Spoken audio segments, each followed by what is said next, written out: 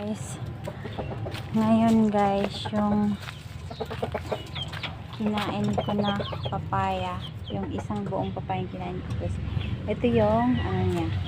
Kaya para hindi mo sayang guys, papakain ko ito sa mga alaga kong manok.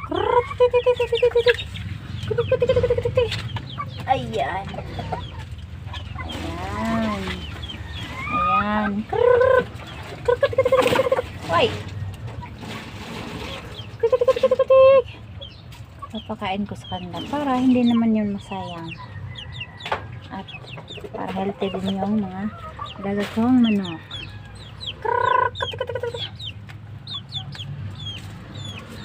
Kahit anong kinakain namin guys, tulad ng mga prutas, gulay, yung mga balat ng gulay, lalagay ko dito sa mga alaga kong manok. At malakas din sila kumain ng mga gulay at prutas guys.